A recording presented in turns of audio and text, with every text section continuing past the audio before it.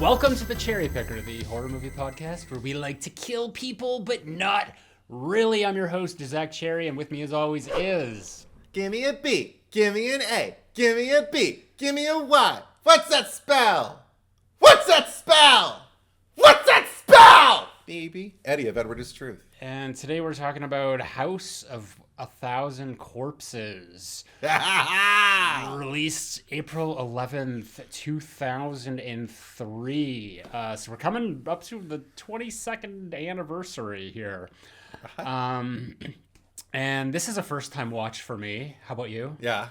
Oh, I've seen it. Oh, I've seen it. I think that this is my third time, seeing it. Oh, wow. Okay, this is going to be interesting. So, yeah, because this was actually your suggestion.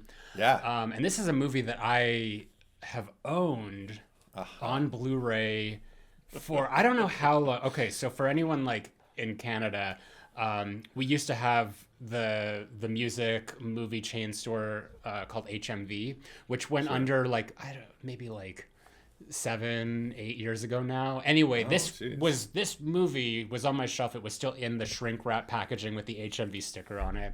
So I opened it for the first time last night. I remember when Blu-rays used to really go overboard with like the taping it up. Like there was like the plastic thing. There was like a plastic thing on all three sides. So it was like I had to work to get this sucker open. I have to tell you. And besides I'll get to that. okay. Besides this is actually the first Rob Zombie movie we've covered. I know that we've talked about the Rob Zombie Halloweens like incidentally, but also like in like Halloween themed episodes like the Cherry Picker After Dark or some of the other movies. But this is, for all intents and purposes, the first time we're covering Rob Zombie on this podcast. And I mean, if you guys know me, I'm not a huge fan of the Rob Zombie Halloweens. And I think that really kind of colored my perception of him as a director, a creator. And I never really delved into any of his other movies. I know that he did a remake of The Munsters a few years back. Yes. And I was going to see it, and it wasn't released here. Like it wasn't made readily available, or like it was like I had to pay like $20 to stream it, which was just like, oh my god! No, we just got it on Netflix, I think. Oh, I don't do Netflix, but the general consensus I heard from people who had seen it was just like, no, it's not. Like it's like a kids movie almost. Like it was rated G. Not even. But kids would walk away from that. This is not a kids movie. No, it is not. And I'm okay. I think that I have a new least favorite movie that we've covered on the podcast. Oh my god! I could not get into this at all. Not for me. And this is like we've covered Leprechaun and Anaconda, which actually is kind of fun. And Halloween Resurrection. I don't know. We picked our like least favorite movies that we covered a while back, but yeah, this takes the cake for me. Sure. Okay. But you know, 3 times watching for you. Obviously, you have a much healthier experience with it, so please regale everyone as to why. First time I saw it was in the theater, and I was literally having lunch with my friend Bonnie yesterday, reminding her that she reneged on a deal we made when it was in the theaters. No one would watch it with me, and no one would watch Charlie's Angels Full Throttle with her. Yeah. And I hadn't seen the series yet, so I wasn't a fan of that. And I'd seen the first movie, and I thought, whatever. So I said, well, I'd go see Full Throttle with you if you go see House of 1,000 Corpses with me. And she said, oh my God, totally. So we went to go see Full Throttle first, ladies first. And oh my God, I was so bored. And I didn't know the Jacqueline Smith appearance didn't mean anything to me because I didn't know who she was yet. Now I watch it, I'm just kind of like Drew Barrymore looking at her going like, Kelly Garrett. And I'm like, and also, Demi Moore, obviously, legend in it. I wish the whole thing could have felt as epic as what she was putting on screen, because I felt like she was the most interesting written character in that movie. So anyway, I didn't like it. And also the action was so boring anyway. Because I was just kind of like, there's no stakes. They're going to be fine. No one's going to die. No one's even going to get wounded. Like, they're fine. So anyway, after it was over, I was like, okay, so let's make plans to see House of a Thousand Corpses. And Bonnie, this is the worst thing she's ever done to me. We've been best friends since high school. She says, oh, I'm not going to see that. And I was like, excuse me? And we didn't fight, because we don't really fight, but I remember I'd bring it up like maybe once a year for a while. And I remember the offense, but she did make good on it. I don't remember how, and neither does she. We just remember that she did something where I was like, okay, you've atoned. I guess she went to go see something with me she didn't want to see, and she did not have a good time. And I'm like, good. I don't remember what it was. Anyway, I did end up going to see this with a coworker finally when I was working in a video store. And I remember we were both entertained and having a lot of fun with it until a certain point. Then we started to kind of get a little bored, and when we walked out, we were like, I'm looking forward to seeing what he comes up with next, though. Ultimately, what I got was just like a funhouse motif from the whole thing, and a big read that Rob Zombie, as a filmmaker, if this is his first outing, is obviously passionate about this genre, if not subgenre of, like the kind of domestic terrorism that can go on in like Hills Have Eyes and Texas Chainsaw Massacre, obvious influences and, stuff like that. So, I mean, it was it's still a very favorable take, because I think I saw it once at home, and then I didn't see it for years and years and years, and then I watched it with the screening for this pod, and I did own the soundtrack and played it often. So every time there's even like lines that are like people who had the same experience I did will remember.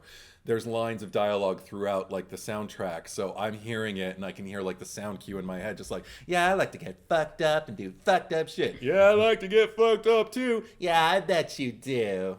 that gets cycled over and over and over again, the sampling of that dialogue in the Pussy Liquor track, which is, I don't know, now I have to hear it. Which you can't stream it. The entire thing isn't available to stream, as far as I know. You can only get, I guess, the songs, but not the dialogue. So anyway, that's where I'm coming from. Well, he co-composed, Rob Zombie co-composed the movie with Scott Humphrey. But I'm sure there's like Waxwork Records has it available, or I know they had a bunch of his movie scores. So okay, I had the CD for a long time, which I'm thinking about getting on LP now, because I would love just that sound. It's got that wonderful dank kind of fun gothic thing going, and that I really dug the album, I think, more than the movie. But I still dug the movie. I still dug the movie though. Yeah. So dug it, like DOUG. I did. Did you ever see that cartoon? Doug? The little kid who's drawn to Patty Mayonnaise, yeah. Yeah, Patty Mayonnaise. He has a dog named Pork Chop. Wasn't his friend Skeeter or something? Skeeter, yeah. Yeah, I remember that. Short for mosquito. Yeah. Yeah, I watched it. Yeah, okay. Well, every time you're just like, I dug it, I just think of Doug. Okay. In terms of Bonnie, that's a pretty shitty fucking thing to do. 100%. She atoned. But I mean, but in like, hindsight is 2020, and I think that she probably made the right choice. And I mean, Edward, you know that you can go to the movies by yourself, right? No, I know, but I did want to, because I don't know, it seemed like something I wanted to bounce off somebody else. I had been going to the movies mostly by myself at that point, and I think I just wanted to remember what it was like to see a movie with someone. Yeah. And all my usual horror go-tos, like John Carlos or my sister or people like that, were not interested. So, what was I going to do? That's fair. How this might be personal. How old were you in 2003? I was like 22, 23. Oh, okay. Or 20, yeah. Wait, 2000. I can't do math. Something in there, yeah. No, that's fair. I know, like, so 2003... is when I turned 18. That which would have been October. So I know like before like my 18th birthday, unless I like snuck into movies like, you know, I did with American Psycho, I would typically have to convince my mom to be like, hey, do you want to go see this movie? Because like I wouldn't be able to see it otherwise. So I was like that kid in high school that was like going to see movies with my mom because, you know, the rules and shit. I get that. At least you were seeing cool movies though. Like I saw like the movies I saw with my mom were always mom movies. Like we saw Age of Innocence together, you know, like the Martin Scorsese period drama with Daniel Day-Lewis, Winona Ryder, and our favorite Michelle Pfeiffer. But or Ghost, you know, like that was the scariest movie I think I saw in the theater with my mom in the 90s. So. I don't think that I would even like I don't know what the trailer is for this because I didn't watch it and it probably was so long ago that I had seen it, but I guarantee that this is a movie like if I showed the trailer to my mom and was like, hey, let's go see this, like she would be like, absolutely not. Like she did have like there was some leeway, but you know there was hard no's too. But I remember we saw Resident Evil. That was one that I remember because I remember her being like that person in the theater that was just like being super critical of everything. Like right from the beginning, it's just like, oh, narration with like because it was like the words were on the screen and it was like the narrator saying exactly what was on the screen, and I'm just like, yeah, I get it, I agree, but it didn't stop there. So that was the trade-off. Like I you know, she would take me to see these age restricted movies, but I'd have to hear any criticisms that came up. But you know, my mom's actually like, she can be funny at times, and there were I think it was like, do you ever see the movie Hide and Seek with Dakota Fanning and Elizabeth Shue's in it, Robert De Niro, Famke Janssen? No, but I remember that movie. I never saw it. Oh my god, we should cover it sometime. But there's like a scene at the end, and they say like, you know, the YouTube channel The Cinema Sins, where every time they like say the title of the movie, it's like roll credits. There's a point in the movie where a character says hide and seek, and it's like one of like the last moment where there's like before like, you know, the fuck you too or like whatever before you take out the villain, and she's just like, oh my god, like they couldn't think of anything else, so they had to say the title of the movie. I mean, I don't think the titular line gets expressed in this movie, right? I don't remember at any point anyone mentioning like 1,000 corpses. Like where I know, like when towards the end when they're lowering the coffin into the ground, there's like bodies that are coming up, but like surely not in the quadruple digits. Well, I mean, they're also like, I guess they're beneath the house, they're in the house, they're around the house, they're in the outhouse, it's not barn area. It's not 1,000 corpses in a house. It's just like right. the house of 1,000. I mean, they could just be, they're just associated with the house, you know, like innumerable corpses. Yeah. Because of what transpired in or around that house. Yeah, but we've always kind of taken umbrage with the semantics of these movie titles, like House on Haunted Hill. Like, where is the hill in that movie? Like, is the house haunted or is the hill haunted, and the house just happens to be on this hill that's haunted? Because I mean, if we go back to that movie, it was the asylum that was haunted. It was nothing to do with like the ground, like the earth around it. So can't all be Wes Craven with Last House on the Left. Well, it was the last house. Yeah. A Nightmare on Elm Street. It's on Elm Street, and there was a nightmare that happened there. Many. Yeah. And then the hills have eyes. They do, because there's people in them, in the hills, living mutants. We need the Betty Davis crossover of The Hills Have Betty Davis Eyes. Oh god! Could you imagine her as like she's the leader of the cannibal? Oh my god, that'd be amazing! And then just play Carly Simon singing like she'll pursue you because she knew you. Kim Carnes. Weren't. Yeah, Kim Carnes. Sorry. Yeah. Yeah. There you go. How could I get that mixed? All right. Well, before we go more into House of 1,000 Corpses, or HO1KC, as we've been texting each other, right? Because it's quicker. I like it. HO1KC. I hope it catches on. Let's do a little housekeeping here. So if you've been listening to the Cherry Picker for a while, or if you're brand new and you're enjoying what you're seeing/hearing, you can head over to my Patreon account at patreon.com/ZackCherry, ZackCherry. And if you're supporting at any tier, you'll get early access to all of our Cherry Picker episodes. If you're supporting at the Freddy Krueger tier, you'll get access to the Cherry Picker After Dark, which is a bonus episode we do once a month, exclusive to Patreon, where we have a plethora of different fun topics. Last month we did, oh my gosh, I forget already. What was it? I don't know. We literally just did it like 2 weeks ago. We did the, was that the franchise one? It was, yeah, it was like the where franchises, where do we go from here? And we went over like 50 franchises of just like, what next? What do we, like kill it or whatever. We did the Fuck, Marry, Kill Scream edition with all the characters from that franchise. There's, over 30 episodes of just Edward and I bantering back and forth if you enjoy that kind of stuff. This month we've got a really,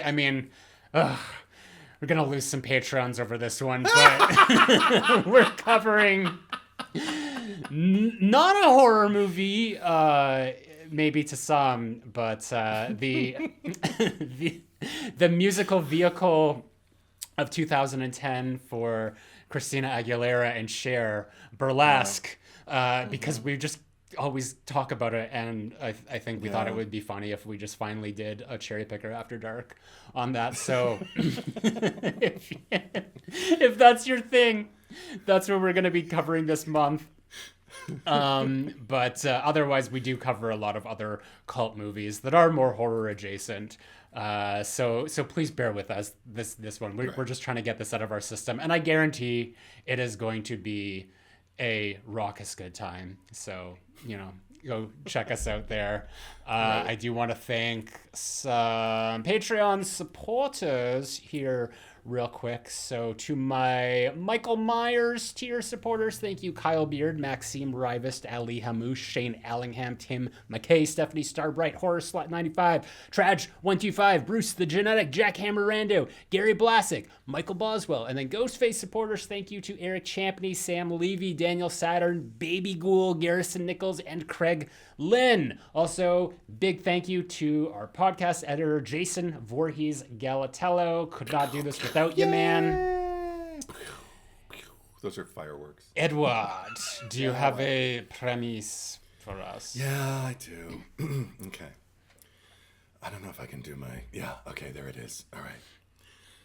As two young couples travel across the back roads of America in search of offbeat urban legends, they unwittingly end up prisoners to a bizarre and sadistic backwoods family of serial killers who may now seal their fate as the latest casualties in this HO1KC.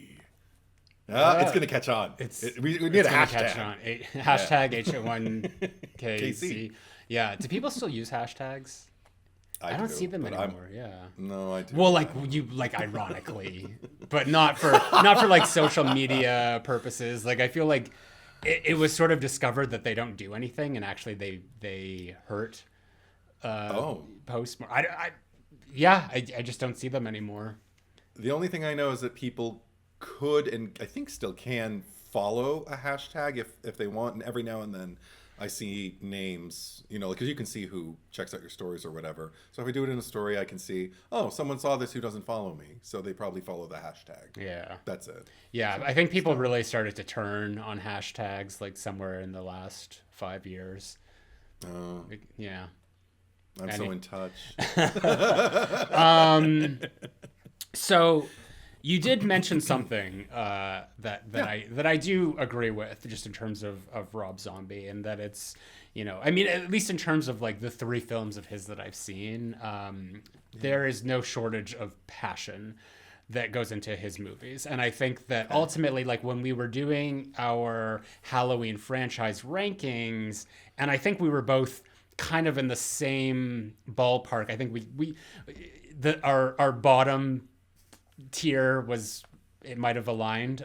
You'll have to remind me again, but I have Resurrection dead last because I find the movie to be bad and boring.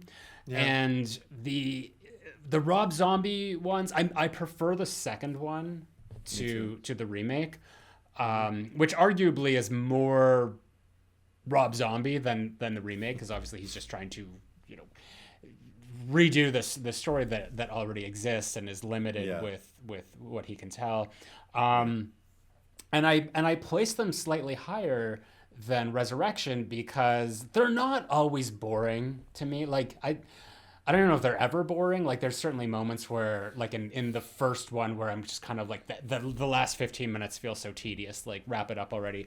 But you can feel the passion. You can feel like the unique signature on it, and that I respect as like a cinephile and for a filmmaker. Whereas like you look at something like Resurrection, which is just like this bullshit that's cobbled together with like all these studio decisions and ideas. So I mean, like, even though Rob Zombie is clearly not a filmmaker that I would hitch my wagon to, I do see the passion and the vision, and I respect that. It's just like, it's not one that I like at all.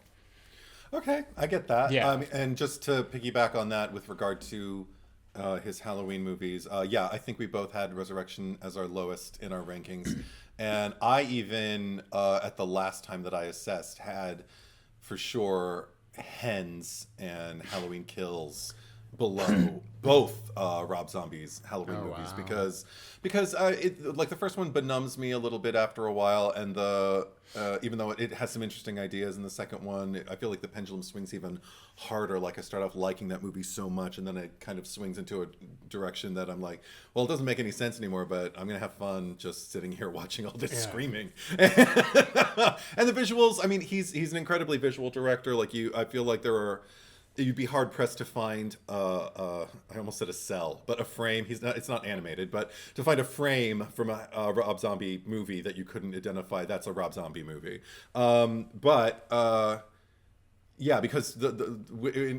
upon repeat viewings of Hens and Halloween Kills, the soullessness really just gets to me with those movies. They do feel kind of like pieced together by committee, and like, you know, incredibly fan servicey in the weakest possible sense. Whereas, go ahead. Oh no, I was just like, just for everyone listening, I find it so fascinating that like your, I guess, like, complete turnaround on the David Gordon Green Halloweens, because when we first met each other, you were like a hardcore 2018 stan. Like you were like, this is one of the best Halloween movies, and I always made fun of you for it because that's what I do. And and then Kills came out, and then Hens came out, and it just, you hated those movies, but you hated them so much that you started to hate 2018. And I would watch it like unfold in real time. I'm just like, I can't believe this. Where's your loyalty? No, it's not about that. I'm true to my genuine response. Edward is truth. Yeah. So if I'm not going to lie and pretend that, no, it's still great. No, because I watch it now, and there was promise. There was like, God, and what possibilities are they going to explore after this? Because 2018 was made that way. Yeah. Like it was genuinely like a first chapter. or a next chapter with chapters to follow, obviously. So I was like, oh my gosh. And now knowing where it goes, it's a little less heartening. And also just with regard to, because that's another thing to get back to House of a Thousand Corpses. I got, just from the very, very beginning, when we saw like all the stuff with Dr. Wolfenstein and with Sid Haig on screen being Captain Spaulding and everything like that, it took me back to a time when I wasn't even watching TV, but I felt like, was this playing like in the afternoon in like, you know, some trailer park like in the 1950s? Were trailer parks did they even exist in the 50s? But whoever the lower income people were in like, you know, middle America, what were kids watching in the middle of the day if it wasn't just, hi, I'm Susie Wet Myself, or whatever? Like, what would horror kind of look like? And I thought, like, well, of course there's the Munsters. I mean, Munsters came in the 60s, so that doesn't even really count. But that kind of thing, like that kind of kitschy, like the latter films. I love that we see a wall upon it which is emblazoned like Creature from the Black Lagoon, arguably one of the kitschier first films of all the Universal monster movies, you know, and also like at one point they're watching not Frankenstein, not Bride of Frankenstein, not even Son of Frankenstein or Ghost of Frankenstein. They're watching House of Frankenstein by the time where they had like no budget, the lowest budget of any of those movies to that point. And who knows which actor's playing what at one point. Nobody cares because the kids just want to see the adults in the masks, you know, and we just want to kind of like an Avengers or Justice League-esque, you know, kind of like hot, you know, conglomerate version of like all of our monsters on screen together, and we don't care how it happens. There's a lady hunchback, great, I love it. And and I don't know, it just kind of took me back to, and because Sid Haig is so fucking good, it just, I felt like it beckoned like my whatever 1950s child exists inside of me, because all I wanted to do was just kind of like eat candy and just munch and just watch him like host like kitschy black and white creature features, you know. Like it got in touch with that, which is not soulless, which is actually like really, really kind of like, it feels like it's we woven into the DNA of like whatever it is that propelled me to watch horror movies in the first place, because that's what attracted me in the first time, were the black and white creature features that I'd watch with my parents when I was 2 and 3, you know. So yeah, that's a big part of it. That's fair. Sid Haig. So I mostly know him from, like, he was in a lot of blaxploitation films with Pam Grier. So like Coffee and probably like Foxy Brown and all those. I don't have the exact list. He was also in Jackie Brown, the Quentin Tarantino film. He had a cameo in that. Which is like my favorite Tarantino film. But yeah, it's always fun to see him show up in things. And I guess that he, like, this was very strange to me, or I read it in the trivia, is that he auditioned for the part, because I would have thought that Rob Zombie would have seeked him out. Right. So that's very strange to me. I don't know if that's accurate or not. I don't know either. I don't know either. Wow. In terms of like what, like this sort of homage, if you will, to all these kind of like properties of like, even like that sort of sideshow things, but also like the Texas Chainsaw Massacre and The Hills Have Eyes and all that. Like, and this is probably inherently where, like, I do have a problem with this movie, and just like with Rob Zombie in general, is that he's capturing like the aesthetic of what these things are. Like he's definitely like tuned into what they look like and like everything to do with that. But I never feel that he gets the essence of what they are, because he's doing, you know, his own thing, which arguably, like, you know, to his credit, that might be what he's doing. But it always feels like it's at the detriment of things. So like we're watching stuff happening and he's doing like all these like split screen things and like mirrored images of stuff, and then like going to like negative vision and just like different, like just changing the colors and all that, and like this kaleidoscope thing. But it happens so frequently that it's like it's sort of offsetting the tone or the mood. Like it's not letting the atmosphere of what what like he's visually trying to create. It's not simmering. It's not like sticking with you. So it's just sort of like this very frenetic thing that's just going by, and I find it a little obnoxious. That it's like I can't enjoy it for what it is, because it's just I feel like it's very ostentatious in its presentation. There's a lot to address with that, because there is this weird kind of incongruous feel to, I think, even though, you know, Rob Zombie, I said undeniably you can like look at perceivedly any frame and know that's a Rob Zombie movie. That said, that doesn't mean that every frame looks like it's in the same movie for me, especially with this one. This one does feel very much like a hodgepodge of styles and even eras, because while I felt the enticement of like kind of the 50s and arguably early 60s beckoning me, and maybe even earlier, you know, 40s and whatnot, beckoning me in the beginning, it starts to move into, I mean, obviously it's set in 1977, and there are aspects of it that look like 1977, but then also like I did notice, especially towards the end, especially we'll just go there. Okay, when the point where I checked out the first time I ever screened this with my work friend Susie, who's still my friend, with the lowering of and their names, Denise and Jerry, when they're in the bunny rabbit suits. Jerry Goldsmith. Yes. Yeah. Very sweet. Yeah. I wonder if Jerry Goldsmith would have thought so. Given what that character is like. But anyway, they're being lowered down into like the cemetery, you know, beneath the catacombs of of the House of 1,000 Corpses. And then there's even more, you know, of a vast expanse. And that's when I remember I started to check out. And by the time we finally saw the unveiling of Dr. Satan, that was when I was like, can we just end this? And I thought it took forever to get to the ending in my initial screening. I time checked it this time. It's only about 10, under 15 minutes, like, because, you know, you include like the end credits with the runtime and everything.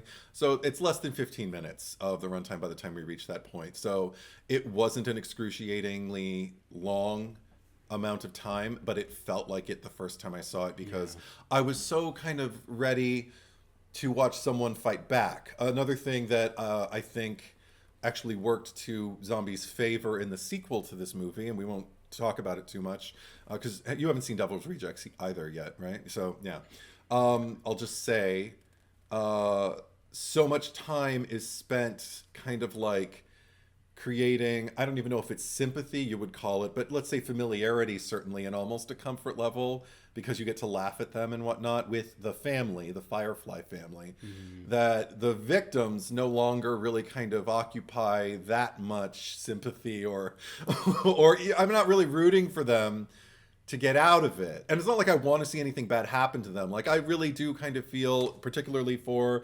Denise, when she sees her father's face on Otis and his body on him, you know, like, and he's like trying to put a kiss on her and everything like, yeah, and everything like that. I'm like, okay, well, that's not fun. But I'm not going like, you son of a bitch, how dare you? She's a saint. You know, I don't really feel anything for her outside of like a passive amount of empathy I'd feel for anyone walking on the street. Like, oh, that looks like it hurts. Oh, that's not fair. You know, like it's like reading the newspaper as opposed to watching a movie where you read about the victims and they're just like, oh, that's too bad. Well, I don't want to think about that too much because I have a day to, you know, to lead. And same thing with Jerry, because I mean, it's a weird thing. Like, I think it works better in this than in other Rob Zombie movies where the victims are not sympathetic. You know, he actually tends to make people, we've talked about this out of context with Rob Zombie's Halloween, the protagonists or even just the people we're beholding in every scene seem to be obnoxious and loud and hard to stomach, the kind of people you would avoid in the grocery store or the mall or wherever you are. The kind of person who would just like have a shit conniption over breakfast because someone said just take it one day at a time. And like getting a refill on prescriptions, like it's not like the simple arbitrary task that you would think it is. No, it involves a lot of tantrum a lot of throwing. Screaming. Yeah. Yeah. But go on. Well, yeah, I mean, so this, I believe, is 89 minutes. Like obviously with including the credits at the end and all that. And I mean, there is like an extended little credits at the beginning as well. So it's not a very long movie comparative to like, what's coming out nowadays. It feels long though. Like it's just, I recall that point exactly where the coffin is lowering down, because that was the first moment that I actually went and like hit on my remote, like the display, like let's see how much time is left. And I was shocked to learn that it like only an hour and 10 minutes had elapsed at that point, because it's like this has been going on for what feels like an hour and 40 minutes at this point. So yeah, definitely like, and this is an issue that I had with the remake as well, and probably I feel like H2 moves along at a more of a brisk pace. Like I haven't watched them in a while, but there's not really a plot to his movies. Like there's a plot, but it's just like sort of like vignettes of just like these non sequitur, like especially in like the Halloweens, of just like these non sequiturs that have just sort of like might have a through line of like Michael being in them, and it just sort of like jumps from like area to area, and then we go to like visit Laurie, and then there's Loomis, and especially in H2 with his like talk show appearances with Weird Al and whatever the fuck was going on in that movie.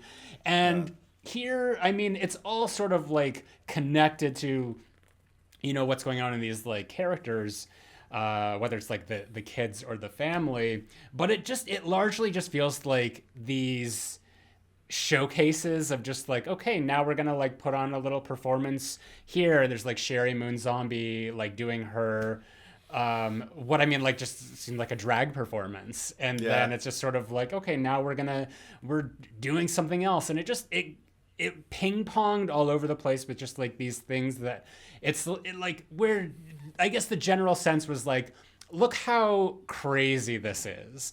And at a certain point, it's like, I get it. You don't have to fucking hammer it home. Like, give me some sort of storyline to follow or character to follow. And I feel that I don't connect or like you're saying, like connect or sympathize with anyone. And I was reading some of the trivia, whether it's like IMDb or on Wikipedia, of just like Rob Zombie's actual quotes about being a writer, director, and he essentially was just like, he didn't, I guess writing characters, especially like the victims, is just not interesting to him. He's like, we see this in every movie. We don't need to like care about this person or just follow them. He wanted to have like, I guess, show this more from the perspective of the family, and make it like have us rooting for them. And I don't think that was working for me here. I wasn't looking at either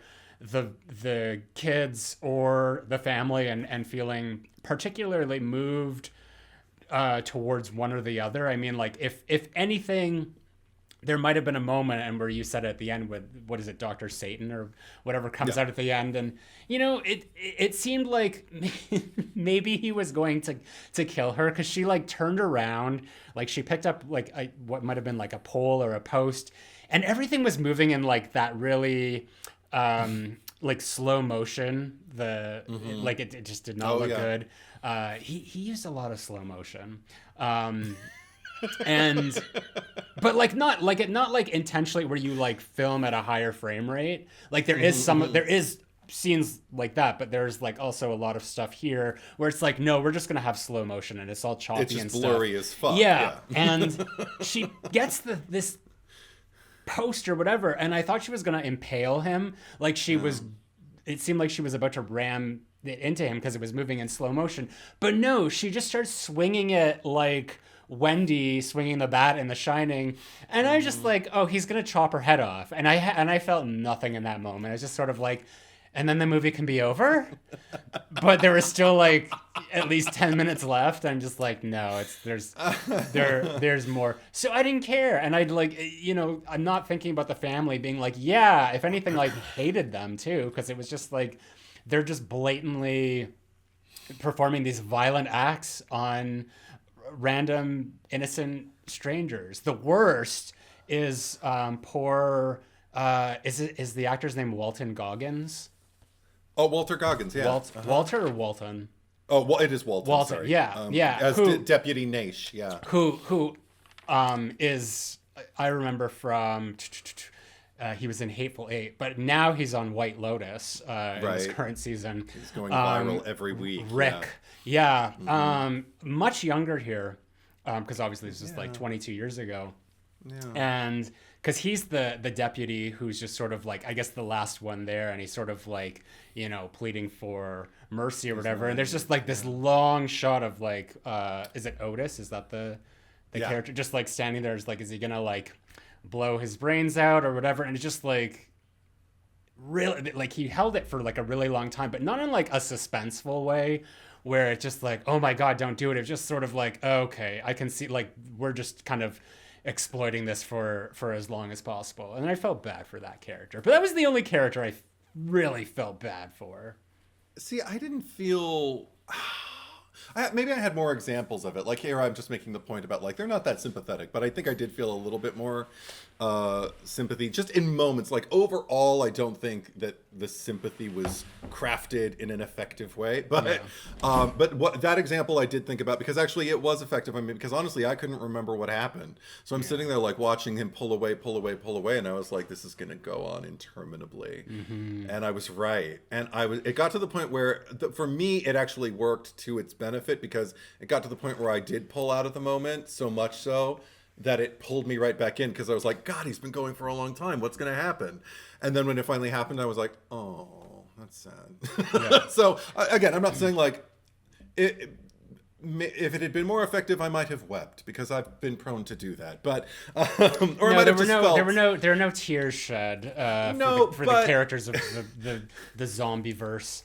No, but it did. I mean, here I bring up like, Denise with her father. I was kind of like, oh, that sucks. And then another moment like that with a character that I did not think I could feel any sympathy for was when Mary is with Otis, and he unveils Bill, Rainn Wilson's character, as the fish man or whatever, and I remember just thinking like, oh, but he was cool. I was hoping, but the second Bill Moseley starts going on, Otis starts going on about like, oh, he really helped me out. I was like, oh no, you had an artist block and you got like creative influence, and it's not that he helped you with an idea. You decided to make him a piece of art, a piece of your fucked up art.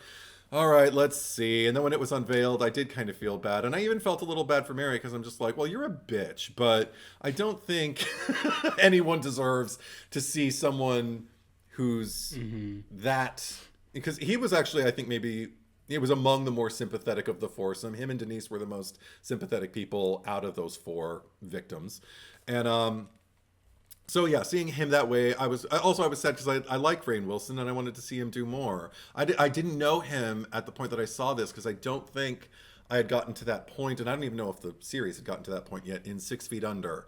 That was the first thing I saw him in where I recognized him, and then started seeing him in other things and recognizing him and realizing like, oh, you're that guy. And of course now I've seen The Office. I'm like, everybody knows who he is.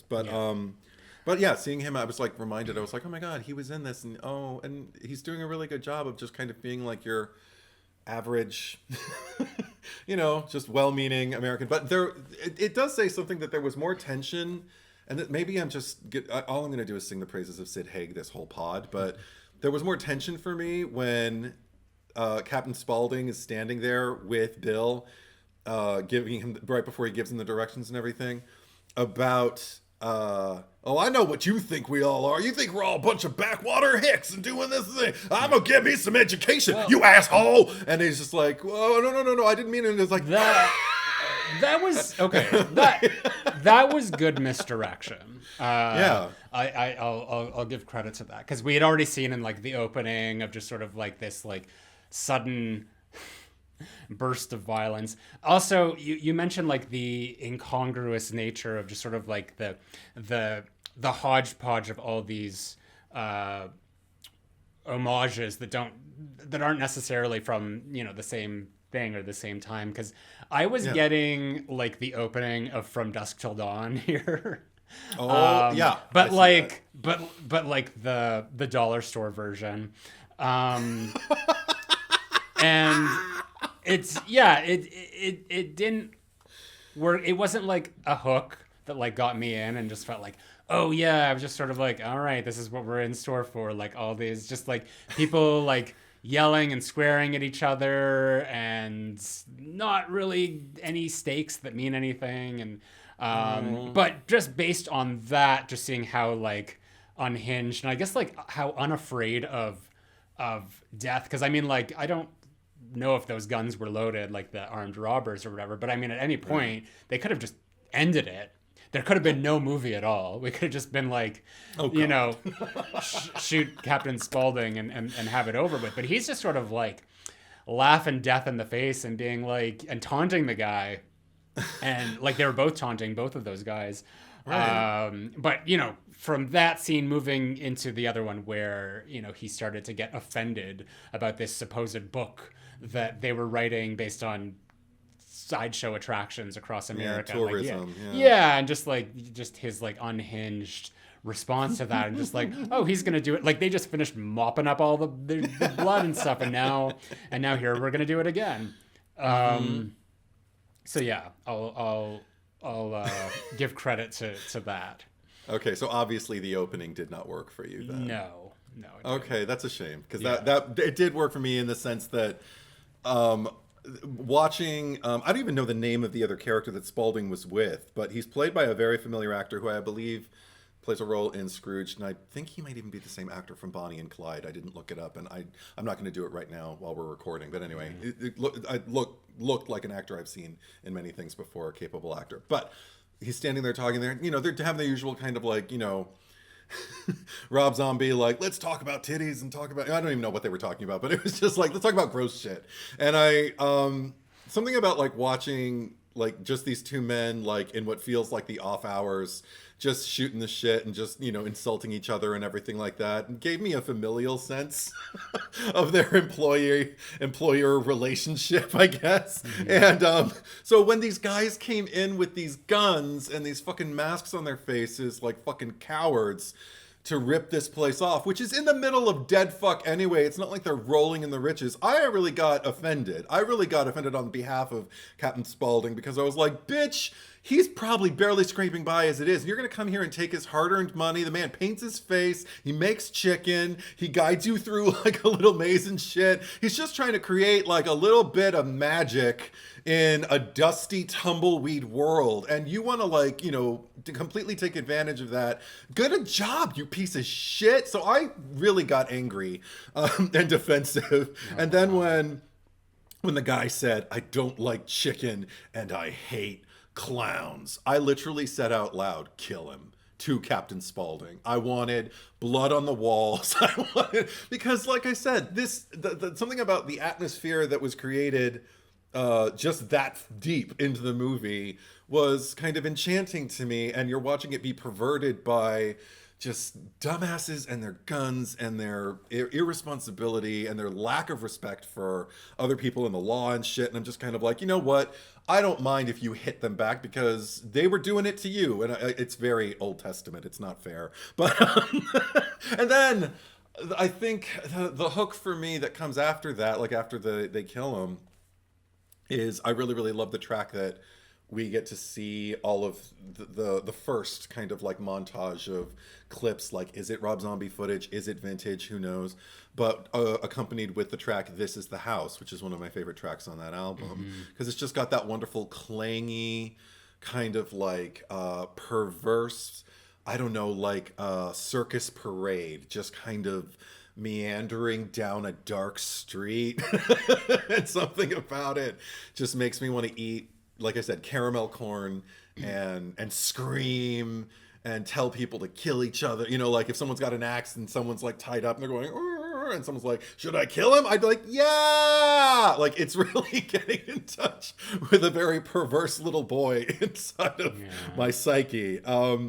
But that's something that works for me. Then after that, and even though, like I mentioned, like that these, you know, protagonists are not the most, the easiest people to be around, I did realize, like, oh my God, he got so much worse in his future films. As far as like what's considered kind of like palatable behavior on film, even just from the people who you're traditionally usually going to be rooting for. In this case, I was like, oh, I remembered everything being a little bit more obnoxious than it is. So there was that and for some reason, I remembered Baby in her little cowgirl hitchhiker outfit being a little bit more normal than she was. This time I was like, because I knew where it was going, obviously, I was just kind of like, oh my God, no, she's bonkers from the get-go. What do you think, though? Because this is a big, I don't even know, it's not a litmus test because it's not like a thumbs up, thumbs down kind of thing. It's just like, where do you fall on one side or the other as far as the exposure to Sheri Moon?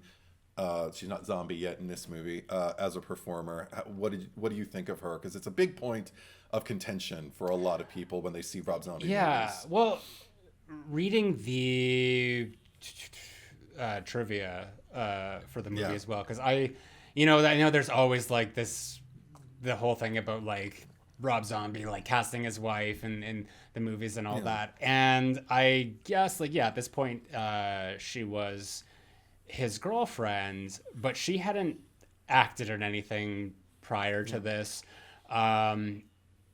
Toby Hooper had approached her and asked her to do Toolbox Murders, or remake of it that he was doing, and she declined at first, but then I guess Rob Zombie convinced her to, because it's just, you know, it's like you're working with Toby Hooper, and I've never seen that movie. I don't think it had a theatrical release. I didn't hear anything good about it, but I don't know what her career has been since. I don't really follow her, but I think that she just appears in Rob Zombie movies, as far as I know. That's all I've seen her in. Yeah, so I think that it, like, she's not an actor. Like, I don't know that that's ever been her bread and butter. Like, it's just sort of like it's more of like a familial thing. It's just like, oh, my husband is making a movie, I'm gonna be in it as a supportive thing. In terms of like her acting ability, I mean, like, I'll say this for her, like, she definitely like knows how to like she's memorable, you know. That's the thing. You see Sheri Moon Zombie in something and just like she stands out, like she's doing exactly what she needs to be doing. So regardless of like whether she can act or not, and I don't ever think that she's terrible or anything. I don't think about her. I've never actually really thought about her performance. I just think that it's funny that it's just like, oh, it's just like, you know, Rob Zombie's of course gonna put his wife in the movie. So yeah, I don't really have an opinion about it one way or the other. But yeah, I mean, she stands out. She's definitely like a bright spot in this miserable mess for me. Which, yeah, I'm definitely in the minority when I'm having discussions with people, because even people who adore Rob Zombie always tend to trash on his wife, or did. I haven't talked about him in a little bit with other people, so it'll be interesting hearing, like, in, you know, comment sections and in my DMs, like what people have to say in response, you know, their own take on Sheri Moon Zombie. Because I will say, when I saw her in this, I did not know who she was, but I was just kind of fascinated.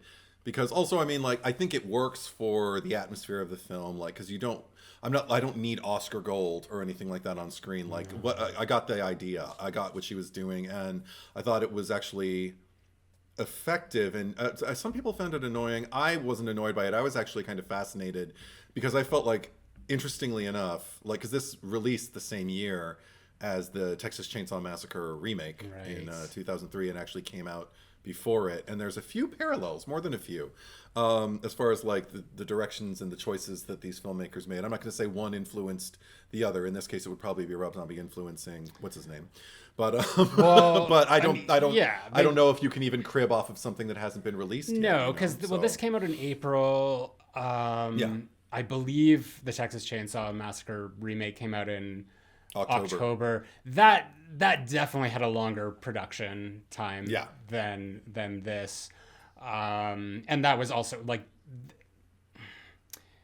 actually like nobody would have seen this, I don't think, but I know that this was made a lot earlier.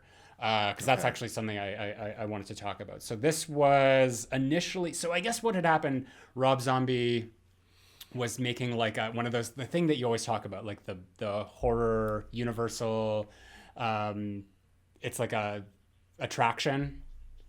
Oh, okay. Yeah. Oh, I mean, like, the mazes. Yeah. The walkthrough interactive mazes for horror nights. Yeah. So this, I guess, initially was that, like, he was building this, and then it sort of, he had the idea that was inspired by that to make a movie that he pitched to Universal, and like he pitched, like, just based on like this thing that came to his head, and they're like, oh my god, yeah, like let's do that. So he wrote like a 12-page treatment or something and sent it to them, and they're like, yeah, let's go ahead, let's do this. And you know, they made the movie. Apparently like the budget was like $2 or $3 million, but he ran out of money like by the end, so he, I guess, like strategically filmed like a really bad ending, knowing that Universal was going to want to throw more money at it so they could like reshoot and do something better. And that, like, as a sidebar, has me thinking like, well, what was the original ending? I mean, I'm sure this information is out there, but like, what also was like the new ending? Because like the ending to, I don't, like, are we talking about her just sort of like getting picked up in the car by Sid Haig, or are we talking about all that stuff in like the catacombs and you know, with Dr. Satan, I imagine. But regardless, it's listed on Wikipedia as having like a $7 million budget. It ended up making $16 million. But here's the thing: once everything was said and done, Universal is like, well, this is going to get an NC-17. We're not going to release it. So I can't remember when this was initially filmed, but that was sort of like, you know, end of the road for Rob Zombie. And this is what I actually like really admire about him, is just like his tenacity, because he decided like, no, fuck you. Like, you're not going to hold my movie hostage like some sort of like Coyote versus Acme, whatever the current situation. The Roadrunner. Yeah, which apparently now is getting released. Thank God. But yeah, he decided, okay, well, I'm gonna buy the distribution rights from Universal and shop it around to a studio that will distribute it. So he did just that, and I think it took him a little while, but he finally brought it to Lionsgate and sold it to them, and you know, he got to have his movie. And I know like he had to cut stuff, you know, to procure an R rating, but you know, not in the way, like Universal was just like, we're not even going to do that. We're not going to, like, we're just not releasing this movie. So, you know, he worked hard to make sure, like, he made this movie. It was his first film. And he set about, you know, getting it back into his hands, taking the power away from studios that don't get the vision or don't necessarily think like this is going to work or whatever. And I mean, when it finally was released, within the first day, they made their money back, Lionsgate, and they greenlit a sequel. They're just like, you know, let's start working on this. So, you know, it just goes to show, like, sometimes you just gotta, you know, fight tooth and nail for your passions and the projects that you put hard work into. So, I mean, just that story, like, I hate the fucking movie, but the story behind it, I just really respect. So just like that in and of itself, like, gives me like a much fonder perception of Rob Zombie, the person. outside of his art. So I really, like knowing that about him. Obviously, there's issues that I have, like just like with the Halloween experience of it all. But I know that he also had issues with the Weinsteins, because who hasn't? Sure. But what else was I going to say? No, I'm going to turn it back to you, because I'll circle around to what I had to remember. No, that's interesting, because also I thought at some point, I don't know, I wonder if that had anything to do with Lionsgate. As far as I know, they are now affiliated with Universal, or were. I don't know if they're even a thing anymore. But I wonder Lionsgate if still there does was an don't they do the Saw movies? Or did, Or did, who knows what's going on anymore. Yeah. But anyway, so that'd be interesting to know, like, that greater studio story. Yeah. But no, that in terms of where I was going with this original thought with Sheri Moon Zombie in particular, the reason why I ask is because, like, when I first saw this movie, I was just kind of like, oh, I've never quite seen this before, which is, and I mean, just like the character of Baby being like this. And then it came screaming at me with this screening. I didn't remember this particular moment, but when she's torturing, I think it's Jerry, and she's asking him who her favorite movie star is. Yeah, against the Creature from the Black Lagoon tableau behind them, and he says Marilyn Monroe, just guessing, because he has no idea, and she's cutting his hair, and he's getting scared because she's going to scalp him. Yeah. And then she says, like, like a little girl, and then goes, no, Betty Davis. And I was just kind of like, oh my God, Baby Jane. Of course Betty Davis is your favorite movie star, because you are essentially like an early stage Baby Jane, like, living in your crazy house and dressing up in your crazy little girl outfits and everything, and running around. And when you're not being your little crazy girl outfits, you do your little chase me, fuck me, Joan Crawford pumps to, like, get the boys. But then once they're in, you go right back to being a little girl and throwing tantrums and having people doing your thing. And you're a performer, and you're this, and you you love the white powder on your face. I don't know. I was just kind of like, how did I miss that in the initial screening? But the thing that got me the most was I loved how much I kind of, not even bought, but just enjoyed her existence with that family, because up until that point, like we said, the Texas Chainsaw remake hadn't been made yet. So the only women I'd seen kind of like existing in that kind of a terrain were in the Texas Chainsaw movies. And whenever they were women, it was either like a big old, matriarch who's, just kind of like, older woman, very, very maternal, kind of like a reverse Norma Bates, maybe kind of like a merging of like the old world mentality of Norma Bates, but the devotion to her family and to her children in particular of Pamela Voorhees, in the sense that, like, no one's judging my boys, the problem is the world and how you treat my boy, that kind of thing. And that's fine, but I never really found it that interesting, because we never got to see that woman take the stage and have a chainsaw of her own, or like, well, what is, she's confined to a more domestic role. And the only other one was like the businesswoman in The Next Generation, Texas Chainsaw, who I love how batshit that movie is. Still don't buy her in that terrain. I'm just like, what are you doing there? It was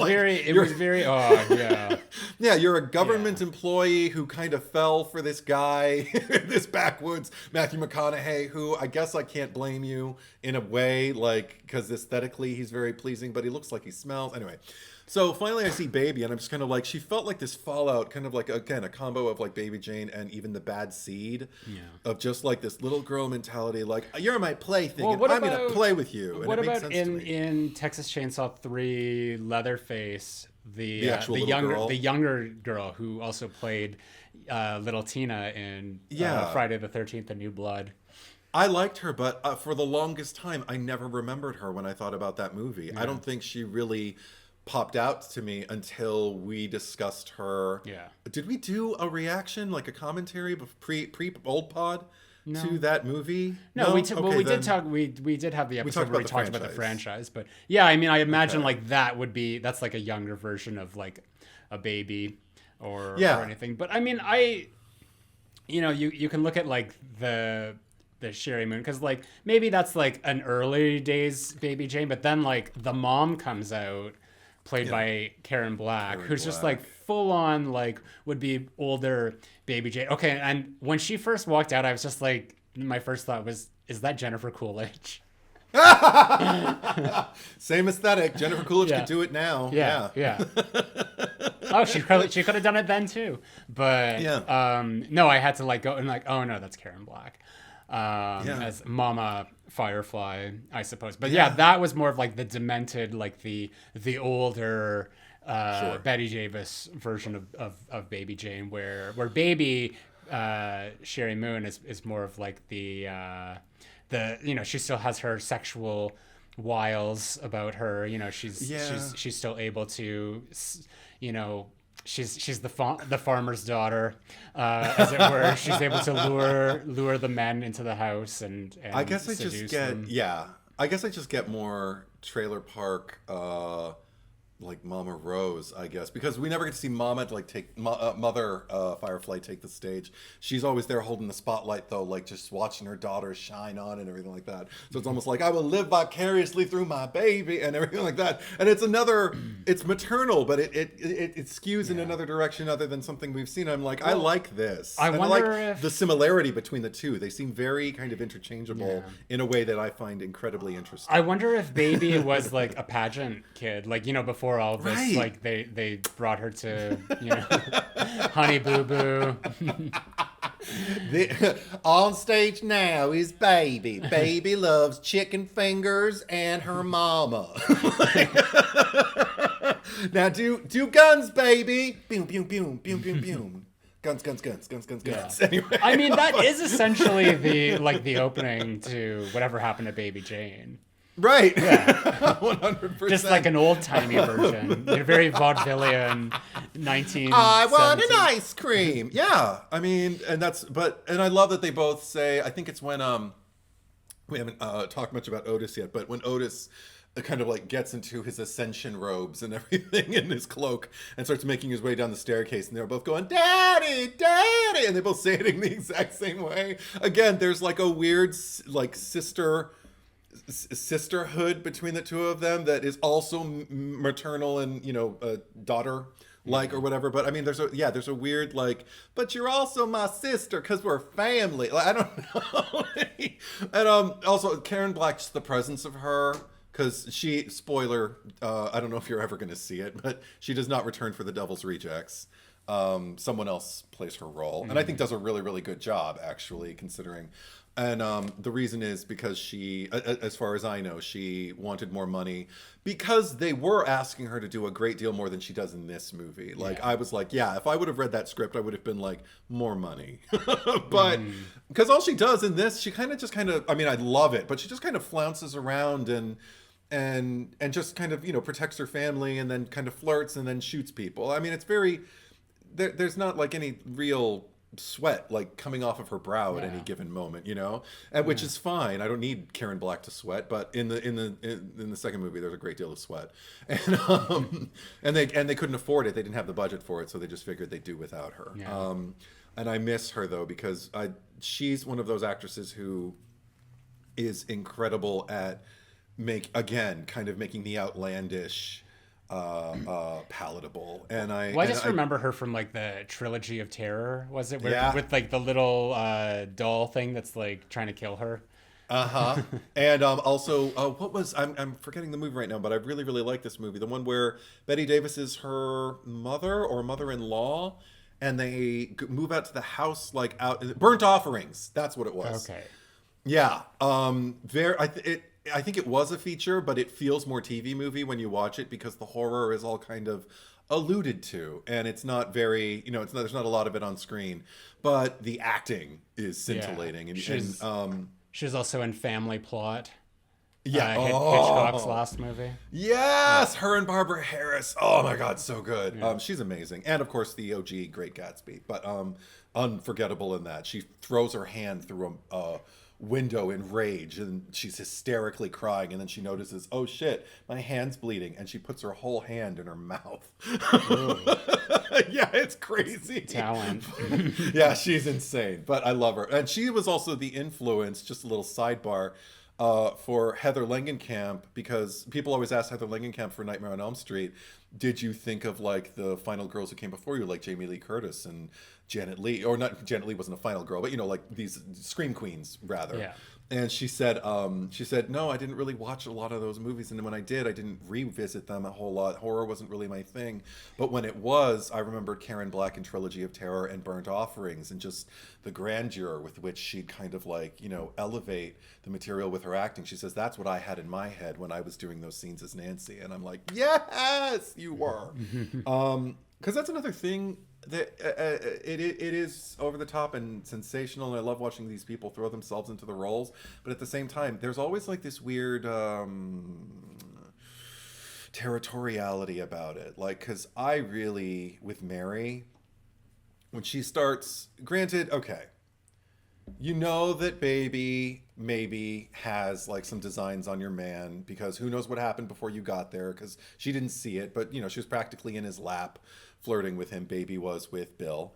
And then finally when she shows up, like, here baby is doing this I want to be loved by you, just you, boop boop be doop moment, with an incredible gown and a great wig, and she's like full on like basically sitting on his lap, giving him a little like, you know, old timey lap dance, and Mary loses her shit, pushes baby on the floor. And that's when I'm like, okay, it's one thing to be like a little off put, but I don't know, I just side with the family at that moment, because like she's not the only one. She and Denise are both sitting there looking like, what the fuck are we in? And I'm like, it's a show, calm down. Like, they can see you, bitches. And if you think you're in some kind of trouble, this is not the face to have. You know, to be all like, whatever, and everything like that. No, just smile and then, oh my gosh, thank you so much. That was enjoyable. I'm just going to be leaving now. Because maybe they'll let you go if you're a good time. Anyway. They weren't going to. I know they weren't. But still, like, if you make yourself fun enough to be around, who knows? Anyway. But baby gets pushed down, called a slut, called a whore in front of her family, in front of her mother. And just when, and Karen Black could have like gotten all like, you know, unhinged and, you know, Real Housewives about it, but she didn't. Instead, what she did was she just kind of stood there. She held baby back a little bit, and to protect her, but also to protect, you know, the infidels, and just sit there and just said like, I think it's about time you left right now. And I was like, oh, not good, because now they really want to kill you. And I don't know, just like I agree with you, there isn't like a plot progression so much. It is much more behavior based, but I love kind of watching the social politics play out and going like, well, that's not right. I love when I love that every character kind of gets an opportunity to take the stage and cross a boundary or not with me. And I think that's probably where my interest comes with it. It's just like, how long before they cross the line, and what's the reaction going to be once they do, is probably the thing that hooks me. Yeah. Well, I mean, we talked earlier about like just like the characters being sympathetic or not, and we've talked about this in the past, that like we don't necessarily need sympathetic characters. We can watch movies where, you know, it's just about loathsome people and seeing them do things, and that's all well and good. It's just what's important is that we have that empathy and understand why they're doing it. And I think that, you know, when I think of something like Psycho or, you know, any of the sequels to that, it's like we have an inside look into Norman Bates, especially like in the last one we covered, Psycho 3. So it's like we're there, like we might not like it or agree with it necessarily, but we understand it. And I mean, I would even argue in like the OG Texas Chainsaw Massacre, you know, even though it's a very simple grindhouse movie, I feel that like the characters and the environment of just like the Sawyer family are nuanced enough that you see those social politics. You get that. You understand, okay, we're protecting our domain, you know, like that. With this, and I feel like this is largely what I was talking about before, where it's just like the homage is there, like visually everything's there. It's just like the essence of it is not working. And I don't feel that these characters are sympathetic. I also don't empathize with them. I don't understand why any of this is happening. I can't get on board with any of it, and I think that's sort of my final word on it. Okay. Yeah. Also just for Bill Moseley, just to hold space for Bill Moseley. I love that. I feel like the second he enters, there's also something odd because he doesn't have the last name Firefly, and I don't know what that means. And I can't remember if it gets explained in The Devil's Rejects, but obviously he, quote unquote, belongs here. Like he's with his people, his clan, if you will. But yeah, I just can't remember what the history of it is. But he's also got, I don't know, just from the moment he walks in, he's got this kind of like panther-like prowess that he carries with him, and he just knows how to just hold your gaze as he like moves through a frame and everything, like glides from one end of the room to another and deliver these lines with a kind of mastery that I'm just like, well, this is why you got the part. And he has and also he makes me laugh. Like I love the fact that he says, where was it? I wrote it down. Oh, it's when he's and he's got Mary, and I wasn't feeling terribly bad for her yet because she hadn't seen Bill as the fish man yet. But she's just sitting there and she doesn't know what's going on. She's in his room, and I'm like, oh, that's not where I would want to be. But he just says like, listen, you Malibu middle-class Barbie piece of shit. I'm trying to work here. And she's got the dunce cap on. Yeah, she's got the dunce cap on. And he's asking her like, you ever work? Really work? Yeah, I've been spooning ice cream to your shithole friends in the mall. Like I didn't write the rest of the quote, but I'm paraphrasing now. But everything about like where he comes from, there's a point of view. There's like this dejected, like I'm the one who the world forgot. You're that, piece of shit at the mall. Whether you were working behind the counter or buying the ice cream, it doesn't matter. You're all the same. Like I don't know, and it should turn me off. And yet there's something, because he fancies himself an artist. I got like a trace of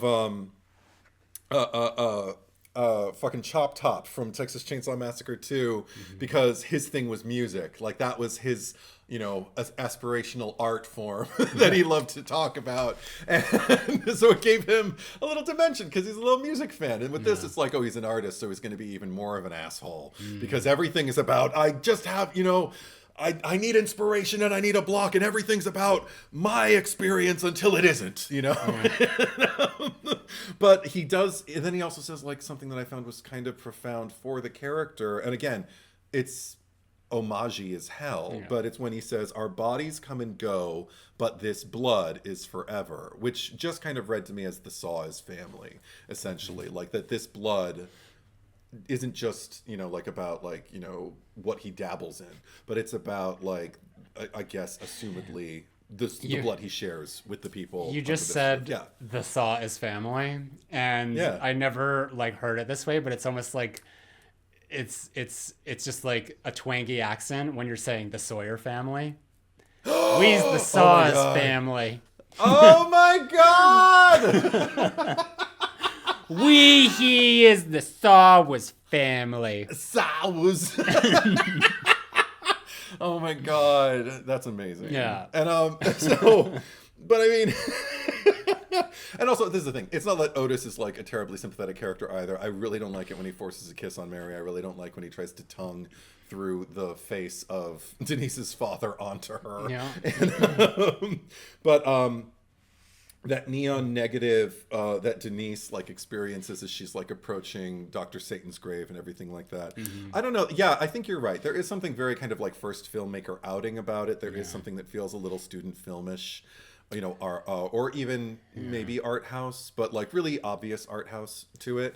So, but I know the inclination to do it kind of makes me feel like Otis's frustrated artist is almost like an avatar for Rob Zombie. It is frustrated artist, if he is frustrated indeed, Rob Zombie has said as well about this film is that he can't watch it now without like, I guess like really getting upset and just seeing like mistake after mistake after mistake and all the things that, he would have done differently, which I mean, so yeah, I can see it, but yeah, anything else you want to add? Well, I wanted to ask you, has this movie piqued your interest at all about The Devil's Rejects? No.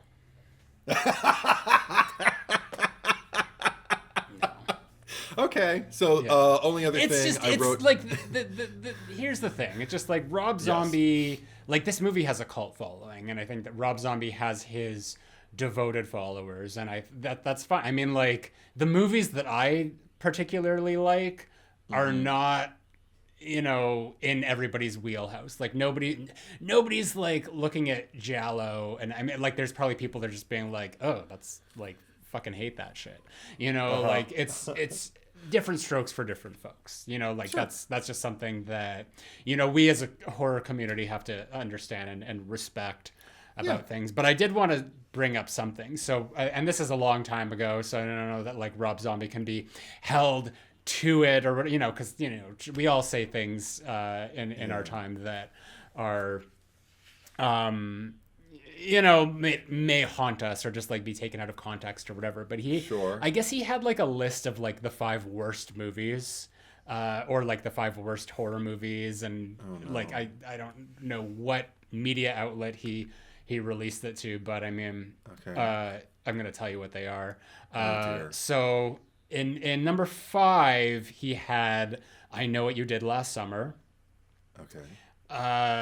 Number 4, he had, and this is the thing, it wasn't clear. He said he wasn't sure which one it was, so it could have been Scream 2 or Scream 3. Essentially, it was just like, it was so bad I don't remember if it was the second one or the third one. In third place, he had Psycho, the remake. Yeah. Fourth was The Mummy Returns. So like the sequel to the with Brendan Fraser. The CGI fest. Yeah. Okay, that makes sense. And then the first worst movie ever was Wes Craven Presents Dracula 2000. Now, I mean, obviously, Scream 2 and 3, like I'll defend with your very life, but with my life. Well, thank you. With my very life. No, I just remember the finale of Buffy when Andrew's like, "We will defend it with our very life," and Anya's like, "Yes, we will defend it with his very life." Yes. I will defend. Very Anya, very Scorpio. Yeah, I will defend Scream 2 and 3. I Know What You Did Last Summer. I mean, like, it's fine. I can take it or leave it. We've talked about that. I don't remember the last time I saw the Mummy Returns. But yeah, probably a lot of CGI or whatever. But, you know, I remember enjoying those movies to a certain extent. A lot of people do. Yeah.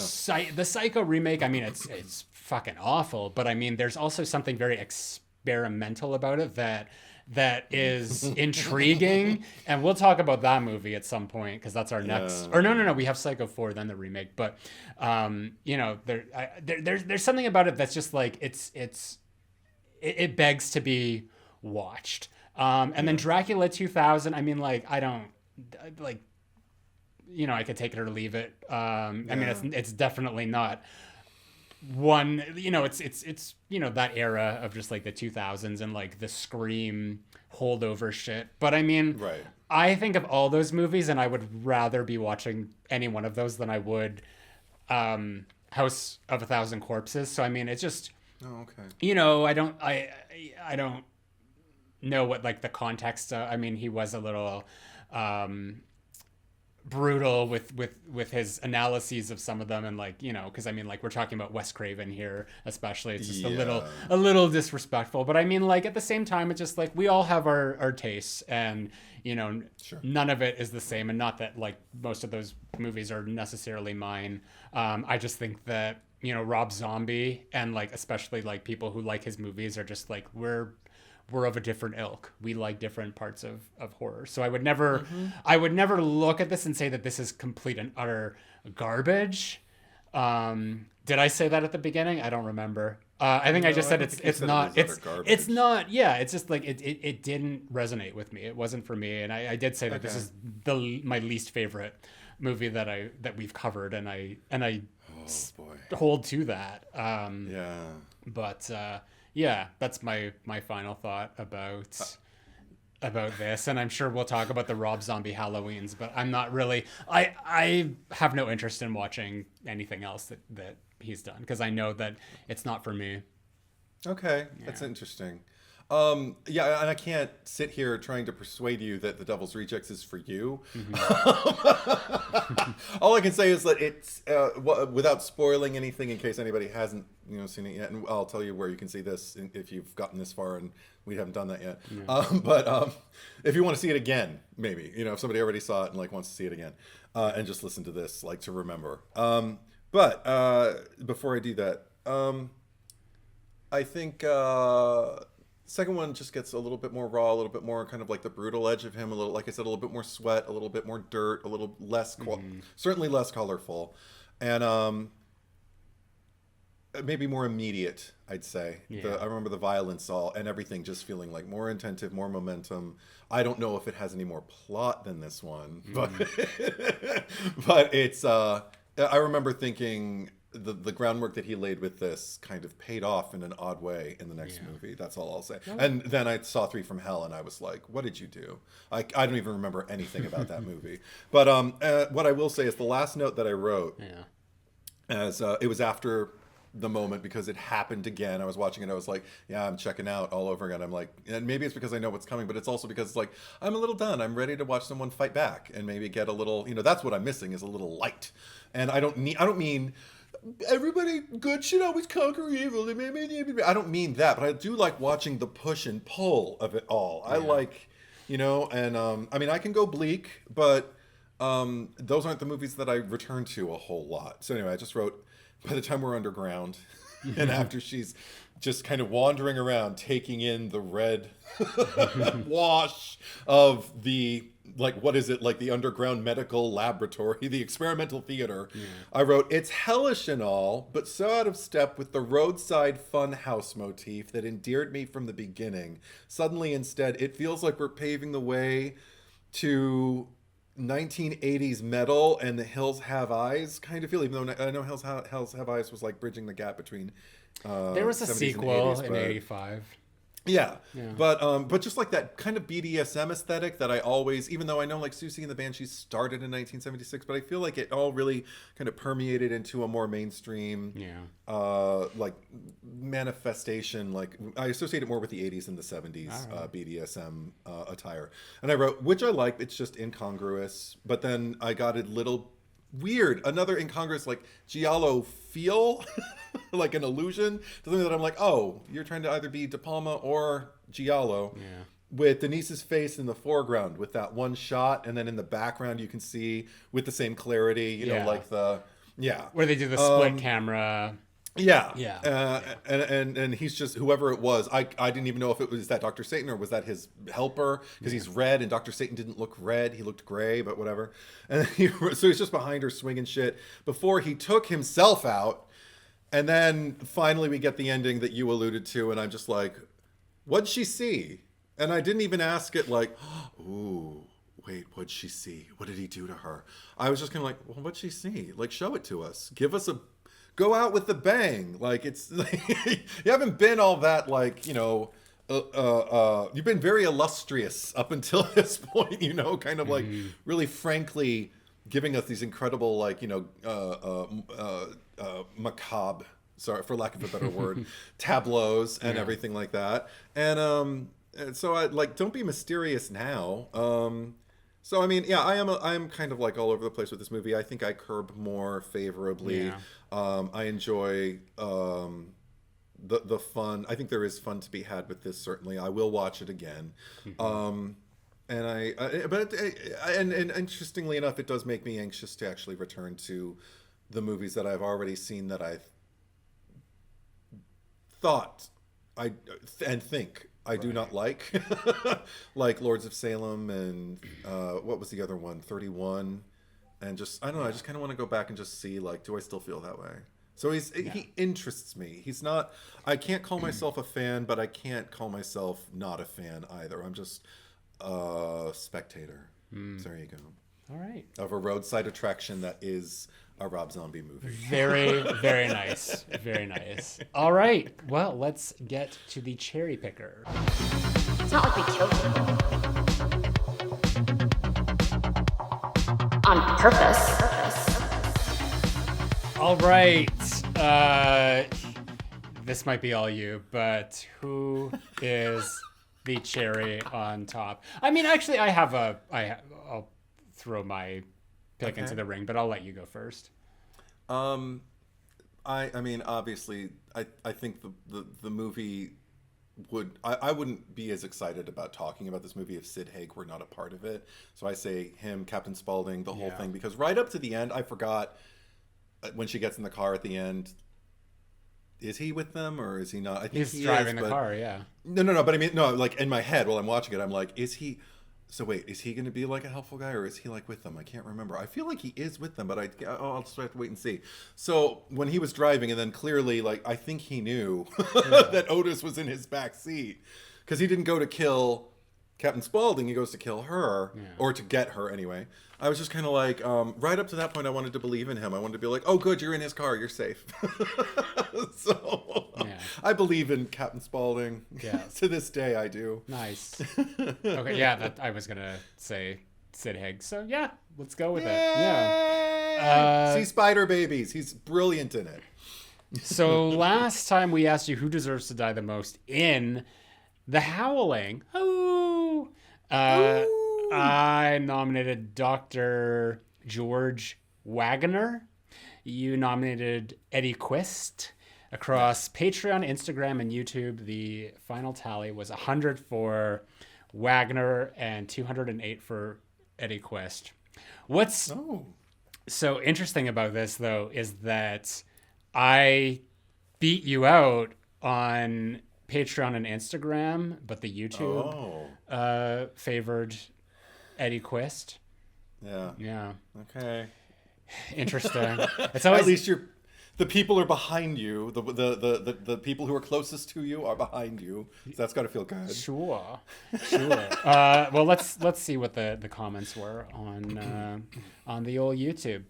Yeah. Thomas Baker. I'm going with the serial killer werewolf on this one here.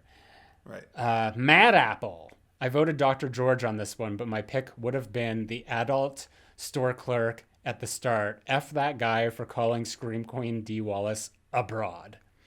Oh, man. Joan Crawford over here. She took offense when Betty Davis called the two of them broads. Yeah. She's like, she called them old broads. Two old broads like us. She's just like, I'd prefer not to be alluded to that way. It's like, for Christ's sake, said Betty Davis. Anyway, go on. Amethyst Frost. My vote goes to the girl in the video store who only knows this film as the werewolf movie with E.T.'s mom in it. She's not in this. David Garrido. Eddie Quist gets my vote. Blue Box 87. Kill Eddie. No, not that Eddie. This Eddie. That could go both ways. Yeah, it could go either way.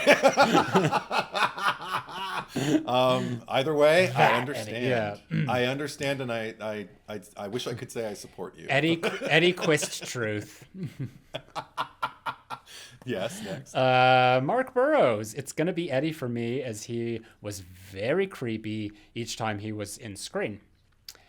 Silent Saturn. Karen, obviously. What an annoying waste of a character. Truly, the Julie James to Terry's Helen Shivers. She can't even werewolf right and turns into a Pekingese or something instead. Oh my god, that's so true, though. We didn't talk about that. She didn't really look like a wolf at all. No, she looked like a cute little puppy dog. Or a kitty, even. Yeah. I thought like a Himalayan cat. Yeah.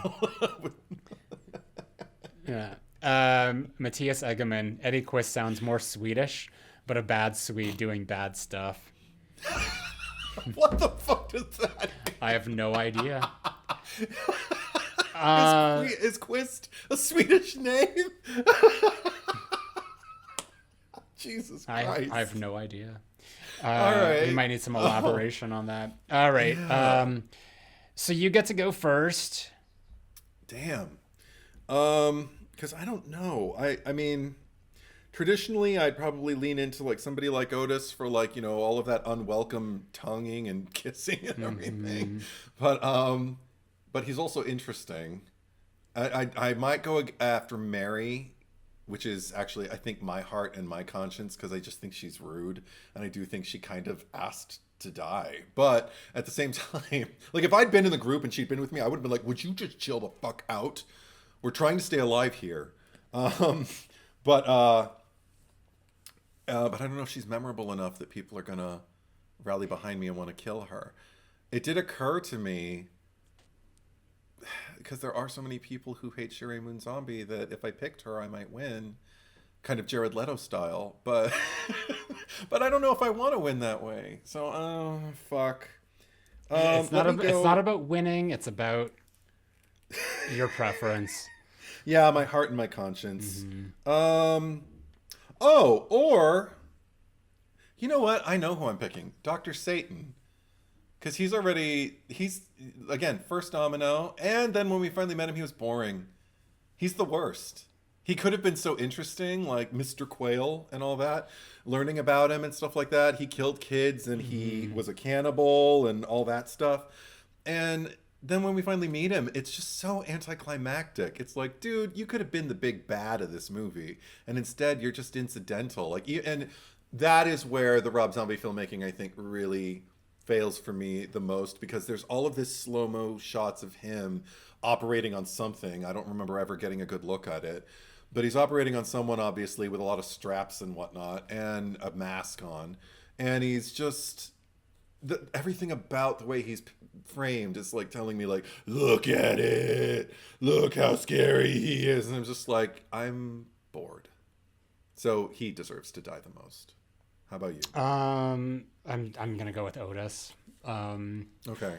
As far as I'm concerned, he's the first domino. As you just randomly throw that title on anyone, but he's the one that's just doing the worst shit. He's the enabler. Okay. Fuck him. So yeah. And I have no allegiance to any of these people or this movie, so I'm whatever. Tell us how you really feel. So vote your heart, vote your conscience. You can vote on Patreon whether or not you are supporting. The poll is open to the public, so head over there if you want to throw an extra vote into the ring. You can vote on Instagram, follow us at the Cherry Picker Pod, or you can vote on YouTube. So if you are listening to this, head over to YouTube, subscribe to us. And if you are watching on YouTube, you can also listen to us. The RSS feed is in the link down below. Edward, where can they find you on the socials? Predominantly on Instagram, at Edward is Truth, traditional spelling, one word, no spaces. And same thing on Letterboxd. Those are the two apps I'm basically on these days. How about you, Zack Cherry? You can find me on my main YouTube channel, Zack Cherry, ZACKCHERRY. Also, there's a space in there. Instagram, no spaces, at Retro Bitch Face. Twitter is ZackCherry8, and Letterboxd, Zack Cherry. What do we got going on next? Not next week, but the week after. Before I tell you that, we still didn't say this. So the House of a Thousand Corpses is available via a 2-disc 20th Anniversary Edition Blu-ray, which dropped on April 11th, 2023, chock full of interviews and featurettes, plus a digital copy and a booklet. Or if that's too rich for your budget these days, there's always the original single Blu-ray release with the Prismic cover from 2007 that only comes with a Rob Zombie commentary track and a video game called Zombietron. And I forgot to look where you can stream it. I do know it was on Tubi, and then they just pulled it the day before we recorded this. So don't look for it on Tubi unless you're listening to this months from the time that we recorded it. It's streaming on Fossum, and looks like that's it. It was on something else, like, I don't know, look for it. Yeah. You can stream it somewhere, you'll find it. You were going so fast there, you called it a Blu-ray. A Blu-ray. A Blu-ray. Good. I like it. Yeah. So what question did you ask me? Well, first, what was the cover of the old Blu-ray? What's... Oh, it's like one of those. Do I still have the Descent here? Like, it's one of those that has like the silver, but it's not silver. It's kind of prismic. Okay, that's what you prismic. Yeah, okay. Yeah, because that's the one that I had wrapped up still from HMV all those years. Okay, are you gonna keep the Blu-ray now that you know what it contains? Your face. Do you want it? No, I'm not asking because I would actually prefer the 20th anniversary edition. Okay. But no, I'm just asking, are you going to keep it? And your face, the look. Well, I mean, there's a lot It's of indescribable. there's a lot of stuff on my shelf that I'm, I could clean up a little and get rid of things, but it's also nice to have. It's just like, just to have more movies in your collection. There's so much stuff I don't watch that's behind me, but it's there. If people are listening to this, they should watch just the end, at least on YouTube, to see your reaction when I ask you that question. You kind of locked up for a second, and it wasn't discussed, and it wasn't, I don't know, there was a fencery about, an on the fencery about, you're like, I hadn't even thought about that. Like, Anyway, what did you ask me? So we're taking a next week off because there are 5 Tuesdays in the month, and we do 4 episodes a month. So we will be back. What's the date here? Not on the 15th, but on the 21st, 22nd. Something. Yeah. You're gonna make me look. Why are you guessing? I don't know. I should have figured. Anyway, we're not here next week, but we'll be back the week after that. It is on the It's the 22nd. 22nd, and we will be covering Yay! No, you're gonna tell. Oh, everyone. you're throwing it to me. Yeah, that one. Is it the one with all those parts that we needed the time to watch anyway, and might be the last, but we're hoping it's not. Oh, it's the last. It's the No, but third season of that show. That just tell people so we can end the episode. Chucky.